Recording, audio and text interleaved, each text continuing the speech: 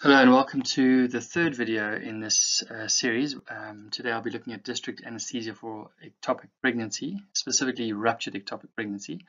My name is David Bishop. I'm the district anaesthetist for Ngungunglovo, and these are recordings of presentations given through the district anesthesia education program. Just so that you're aware, I do put these recordings onto this YouTube channel called District Anaesthesia Education.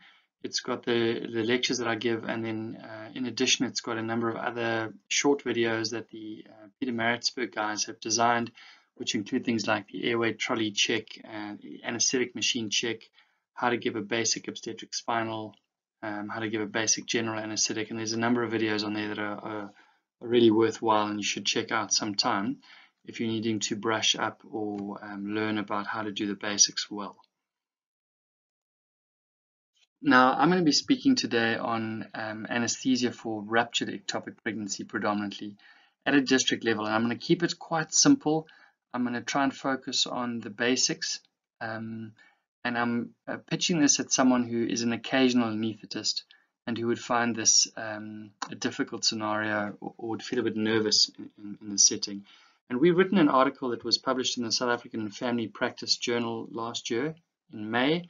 This is myself and Dr. Simon Leroux, who's from Global Surgery in Cape Town. And this is an overview of the topic and includes a basic approach to it. And I would recommend that you get this article. It's open access, so you won't need any, you won't need to pay for it or have any registration. And I'm going to be referring to this article through this talk. And there's lots of useful stuff in there for approaching these cases.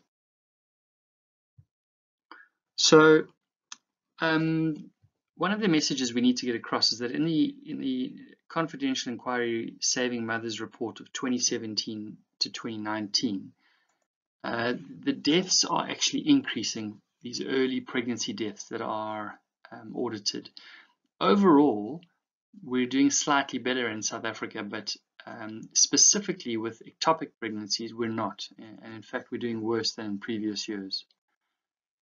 One of the things the report showed was that 80% of the deaths due to ectopic pregnancies are due to hypovolemia, and about 20% of those deaths, no resuscitation was attempted whatsoever. So we really aren't getting to these patients early enough, and then we're not managing them appropriately. And in only 38% of cases of these deaths was there an anesthetic administered. So almost 2/3 of these patients never had an anesthetic. And that's worrying because definitive treatment for ruptured ectopic pregnancy is surgery. So it means that these patients are not getting to surgery. And the major reason quoted was that anaesthetists, there's a lack of skilled anaesthetists. So it's not the surgery which is bothering people, it's the anesthetic. So this talk really is about how to approach these patients. Now, ectopic pregnancy is a common life-threatening condition. It occurs when a fertilized ovum implants outside the uterine cavity.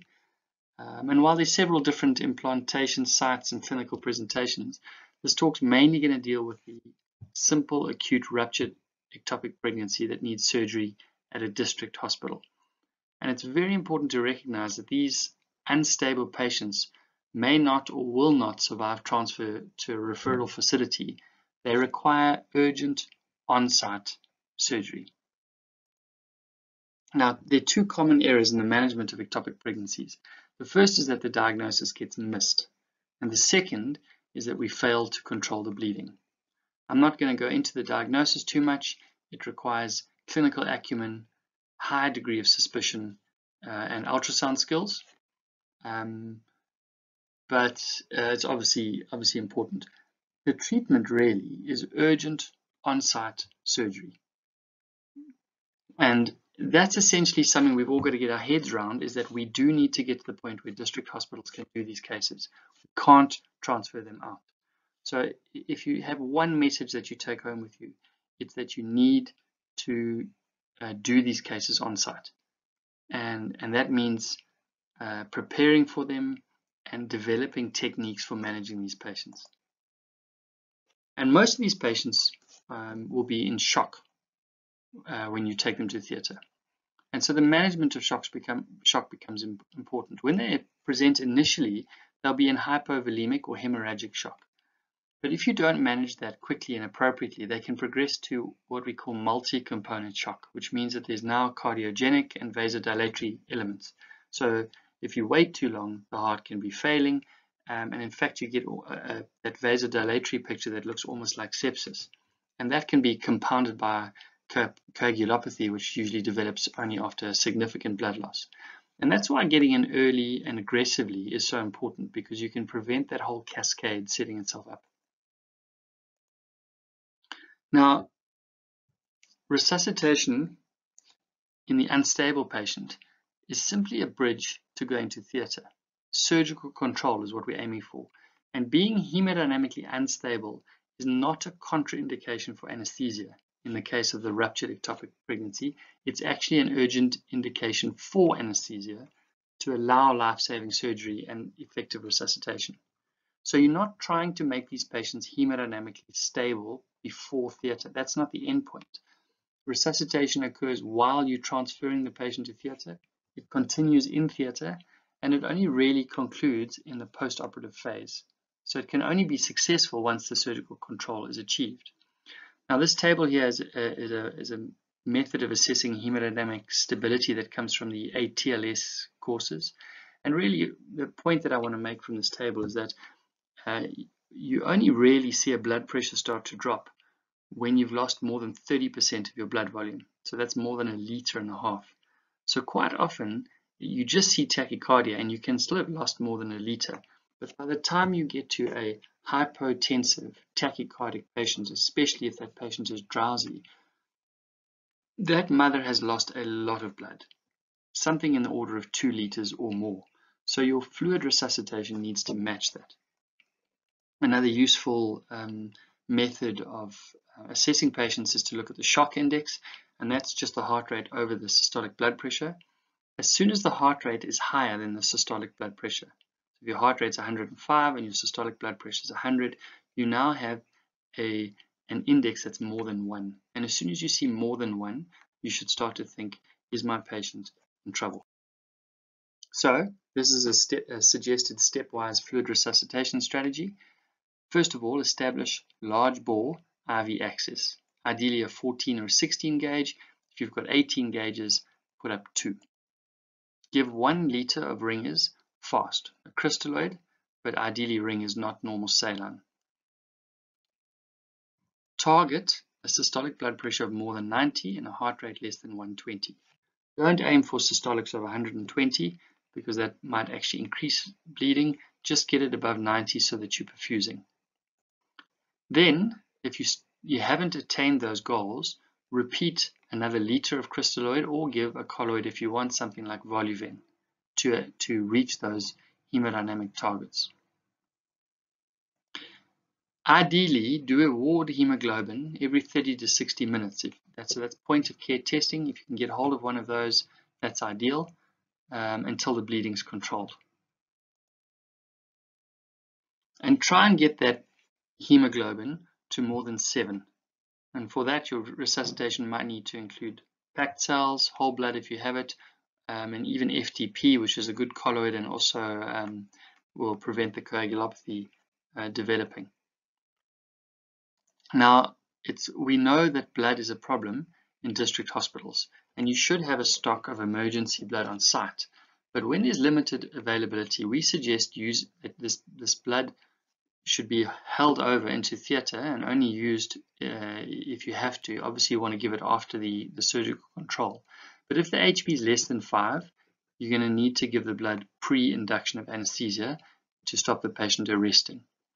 If the HP is between 5 and 7, then have the blood with you in theatre and make a decision based on how the patient's doing.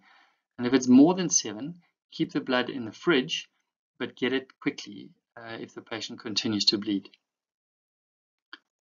And then finally, if you've given your 2 liters of crystalloid and you're still not meeting your targets, you need to consider the use of adrenaline in these patients. This is because sometimes there is a vasodilatory element, and if you just flood the patients with fluid, you can actually put them into pulmonary edema. So adrenaline should become an option, but not before aggressive fluid resuscitation. Now, there are lots of ways to give adrenaline. We outline them in the article in more detail, but if you don't have a syringe driver, you can put 4 milligrams of adrenaline into a 200 ml bag. You run that through a separate line, and you can just literally titrate to the blood pressure. It's always better to give it on a dedicated line, and in a regional or tertiary hospital we would put this into a central venous catheter, but I'm aware that those things aren't available in district hospitals. A less sophisticated manner is just to take the 1 amp of adrenaline and put it into a 1 liter bag and run that and titrate it to the blood pressure. Again, it's something that should follow aggressive fluid resuscitation. Before we get to theatre, I just want to make the point that I made in the GA obstetric talk, is that you really do need to know your theatre. You can't meet your theatre for the first time when you're rushing in an unstable patient. So go in there when you don't have unstable patients, get to know the layout, get to know how the bed works, the machine, how the trolley is set up, know where things are. And it's so key to be orientated to your environment before you get into an emergency situation. Don't forget to examine your patient. It's something that we forget when we're rushing patients in, but at least listen to the heart sounds, listen to the airway, and look how pale she is. And then use your monitors. I've noticed for some reason we have working ECG monitors and SATS probes, and yet we don't always stick these on the patient. So what you've got, use ECG, NIBP, SATS probe, and ideally capnometry when you put the patient to sleep. Start learning how to do machine checks, but again, in the emergency situation you'll be doing an abbreviated check. However, you can't arrive in theatre and your machine looks like this. The eagle-eyed among you will notice there's no circuit on this machine, there's no vaporizers, we're not connected to any gas, it's not plugged in, and that soda lime is pink. So this is not a working machine, and if you have to fix this when you're wheeling in an emergency, everyone is in trouble. So get to know the machine, check it if you can, learn how to do a full machine check, but you don't need to do that just before the emergency. You need to just have someone doing that maybe on a weekly basis. What I recommend is that when you've got a circuit on the machine, you occlude the end of the circuit, you turn the gas up, and you close the APL valve, and you make sure you can generate pressure against your hand. And that checks for big leaks, it checks your gas supply is working, and you know then you'll be able to ventilate the patient just using the bag if you have to. Other things you want to check in an emergency, and I recommend you do this every single time, that you have an ambubag in the room. When your machine fails, you can always use an ambubag to a tube. You must check that before you start. It's saved us on more than one occasion. Check you've got an oxygen cylinder in the room. Again, the ambubag attached to an oxygen cylinder is a very effective way to ventilate someone if everything else has failed. And check that you have working suction. When you need suction, there's nothing else that you can replace it with. So check there's a suction in the room, check that it's generating enough pressure, and finally check that there's a yankow and tubing attached to that suction. Again, it's very difficult to work without this equipment. Those are quick checks, and they should really fit into a broader system where someone in your unit is checking all of these things on a semi-regular basis. And then just before I get into the general anesthetic, remember that you can do a spinal anesthetic for laparotomy for ectopic, but it's not advisable in the unstable patient. So we regularly do ectopic pregnancies under spinal anesthetic in district hospitals. Those are the unruptured ones, or the ones where there is sufficient hemodynamic stability that we're all okay with this. If you're not sure, phone. If the patient is tachycardic and hypotensive, you have to give a general anesthetic. The sympathectomy of the spinal anesthetic will cause precipitous drop in blood pressure, and cardiac arrest becomes possible. So it's just to mention that a general anesthetic is generally advisable. So this is the algorithm that we have printed in this article in the South African Family Practice Journal. And what I would like is that you use this for general anesthetics in unstable patients. So laminate this and put this on the wall. If you've got a better one, put that on the wall, but send me a copy so that I can also grow from this. And what this is basically a simple recipe, which I'm going to take you through now for approach to these patients. First of all, the little blocks on the side are just reminding you of the order. You're going to pre-oxygenate the patient, induce or put them to sleep, paralyze, intubate. Then you're going to maintain anesthesia, give analgesia, and at the end you're going to reverse the muscle relaxant if you gave one, and extubate. And that's really a stepwise approach to any anesthetic. In addition, there's a little checklist. Remember to put the monitors on, to have IV access, to resuscitate with fluids adequately, check ward HBs. If you've got a forced air warmer, use it, and use warm fluid if you've got it. And then remember to have a dedicated anaesthetist, meaning that the anaesthetist is not also the surgeon. You need someone just managing the anesthetic care. Preferably, if possible, call for help. Get more hands in. Call the people from OPD or the wards just while you stabilize the patient. Once you've got hemodynamic control, everyone can go back to what they're doing, and you just stay there with one anaesthetist and at least the surgeon. So each part on this algorithm is broken into phases. There's phase 1, phase 2, and phase 3. Phase 1 is the induction phase, and just to zoom in on that a little bit, you need to pick something to put the patient to sleep. And that can be ketamine or etomidate or propofol or thiopentane. Now remember that all anesthesia is a titration. Unstable patients need much less drug than a stable patient. So if you were to give them propofol 2 to 3 milligrams, that might cause an arrest in a patient who is unstable. So I would suggest using something like ketamine. Ketamine 2 milligrams per kilogram. You can give that actually as the sole anesthetic agent if you just follow that with boluses or an infusion. So it's a useful anesthetic, and I think it's one that everybody's used to. The other drugs you can use, but my rule of thumb is that a stable patient can have the whole amp if it's an adult, half an amp if they're sick, and if they're very, very sick, they get a quarter of the amp. Much, much less than you would expect. And we've regularly put patients to sleep on 2 to 3 mils of propofol when that's the agent we've chosen. I would suggest going with ketamine in the district hospitals simply because it's a more forgiving drug if you get it wrong. Then you should paralyze to intubate. Suxamethonium or rocuronium are both acceptable. Again, I would advise suxamethonium. It works well in a rapid sequence, and in addition, it wears off after 5 to 10 minutes, meaning that if your patient wakes up, you'll know about it because they'll move. Also, if you fail to get the tube in, they'll start to breathe again after 5 to 10 minutes instead of up to an hour that rocuronium gives you. So I would suggest using suxamethonium in preference to rocuronium. And then intubate. And I know this is the bit that scares everyone. You have to practice your intubations on dummies. You need to be doing general anesthetics in stable patients with someone who knows what they're doing next to you. But you've really this is a key part of this. Remember, first of all, you don't need to get a huge endotracheal tube in. A size 6.5 to 7 is fine. If you don't get the tube in, put in a laryngeal mask or a supraglottic airway device, an eye gel, whatever you've got, because really we're not interested in intubation as much as we are in ventilating and oxygenating patients. And then I've put some settings on the ventilator that I'll come back to. But remember, the primary goal is to get oxygen into this patient. So if you fail with the tube, don't keep persisting until the patient arrests.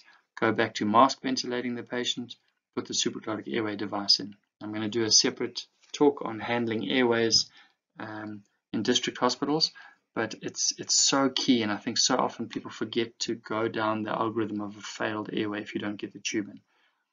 It is possible to do a ruptured ectopic with no airway, where you just keep them breathing on ketamine, but it's not advisable. The better plan is to protect the airway and to ventilate these patients because they're so unstable. Again, get to know your machine. We often see Fabius GSs. I think there's some Mindrays in the district hospitals as well. But learn about this machine again before the unstable patient comes in. So put a false lung on the patient, so take another a bag, attach it to the end of the circuit and set the ventilator and make sure that you can do this. I suggest learning one mode. In the beginning, it's probably easiest to learn volume control. So set the volume at something like 400, the respiratory rate at 12, the PEEP at 5, and on 100% oxygen. And if you've got it, put them on a synchronized mode. And that's just volume control ventilation. You can go a bit higher with the rate if you want, if you think the patient's acidotic. And it's probably the simplest mode to understand. Remember, there are multiple modes you can choose from, but this one, I think it's a very good mode for beginner anesthetists. And as you get more advanced and more comfortable, you might want to switch to a pressure mode. But I think in the beginning, always do the same thing in every patient until you're comfortable with that. Maintenance of anesthesia, again, let's just explode that up a little bit. You can either use volatile or ketamine.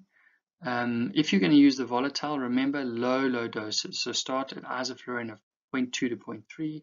Sevoflurane, I'd start even lower than 1, maybe half of an end-tidal sevoflurane. And then titrate that to the blood pressure. If you're going to use ketamine, give a milligram per kilogram as a bolus whenever you need it, or run an infusion 4 milligrams per kilogram per hour. And we lay out how to draw up that infusion and how to run it in the article. Don't forget analgesia. Ketamine is an analgesic if you've gone that route, but if you are using the volatile after a ketamine induction, use fentanyl. Give 50 mics of fentanyl every 30 minutes until the patient's stable. Once you've got hemodynamic control and the blood pressures are right, you can give morphine, usually 5 to 10 milligrams of morphine, and that helps in the postoperative period too. And then if you've got IV paracetamol, use it, although I'm aware this is not routinely available in the district hospitals. If the blood pressure drops, don't forget that you're still in a resuscitation, so continue with the principles I outlined earlier. And if the patient starts to move, that's actually a good sign. It means that the brain is being perfused and you can actually deepen the anesthetic. So either turn the gas up or give a bit more ketamine. Make sure she's well analgesed, but don't respond with muscle paralysis to movement. Rather treat the cause, which is usually that the patient's too light or the patient's sore.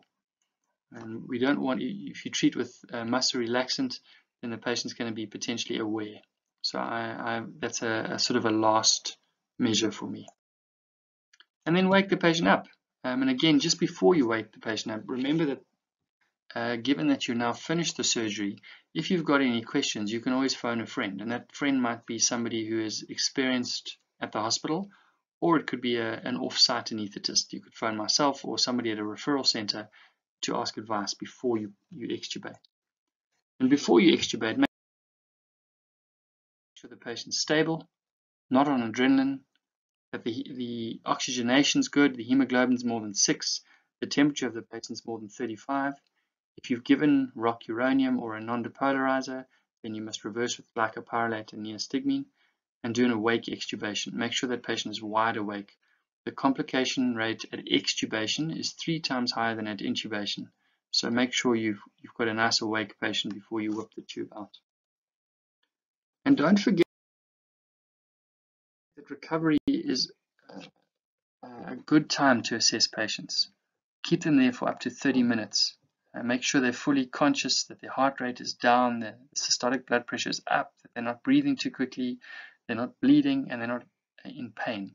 And again, if you need help, phone someone. You've got time now. If you're not sure, you've got that feeling in your gut like this patient is not fully resuscitated, then give someone a call.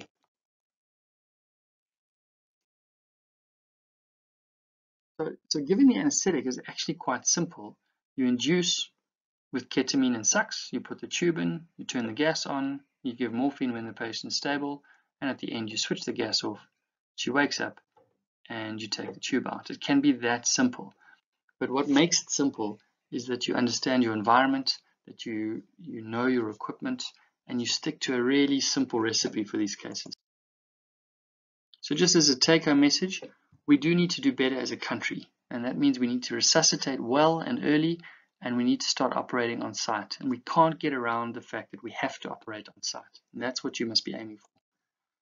You must prepare ahead of time. So we need to practice general anesthesia in other patients, whether they are seizures with an indication or appendectomies, and stick to simple recipes. Do the same thing every single time. Teach everyone the same recipe so that everybody's playing off the same playbook.